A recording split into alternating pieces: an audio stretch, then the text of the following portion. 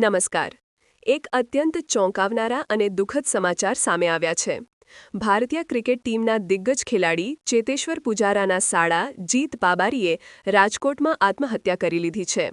આ ઘટનાને પગલે ક્રિકેટ જગત સહિત સૌરાષ્ટ્રમાં ખળભળાટ મચી ગયો છે. પ્રાપ્ત વિગતો અનુસાર રાજકોટના અમીન માર્ગ વિસ્તારમાં રહેતા જીત પાબારીએ પોતાના નિવાસસ્થાને ફાંસો ખાઈને આત્મહત્યા કરી લીધી હતી. આ ઘટનાની જાણ થતાં જ યુવકને તાત્કાલિક સારવાર અર્થે એક ખાનગી હોસ્પિટલમાં ખસેડવામાં આવ્યો હતો. જો કે હોસ્પિટલ પહોંચતા પહેલા જ તબીબોએ તેમને મૃત જાહેર કર્યા હતા.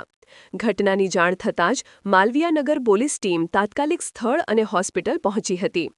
હાલમાં પોલીસે જીત પાબારીના મૃતદેહને પોસ્ટમોર્ટમ અર્થે ખસેડીને આગળની કાર્યવાહી હાથ ધરી છે.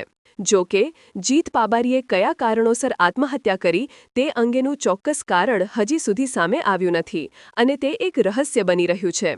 પરંતુ આ ઘટના સાથે એક ગંભીર ભૂતકાળ જોડાયેલો છે.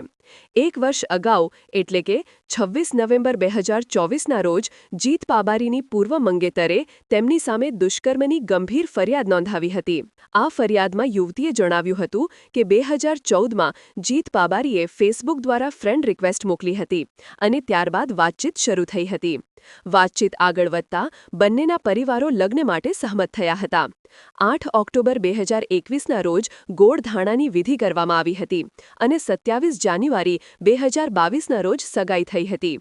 યુવતીનો આક્ષેપ હતો કે લગ્નની લાલચ આપીને જીત પાબારીએ તેની સાથે બળજબરીપૂર્વક શારીરિક સંબંધ બાંધ્યો હતો. દુષ્કર્મ આચર્યા બાદ તેમની સગાઈ તોડી નાખવામાં આવી હતી. આના પગલે યુવતીએ પોલીસ ફરિયાદ નોંધાવી હતી.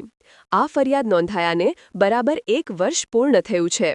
હાલમાં પોલીસે જીત પાબારીના આપઘાત પાછળના ચોક્કસ કારણો જાણવા માટે ઊંડાણપૂર્વક તપાસ શરૂ કરી છે અને મૃતદેહનું પોસ્ટમોર્ટમ રિપોર્ટની રાહ જોવામાં આવી રહી છે.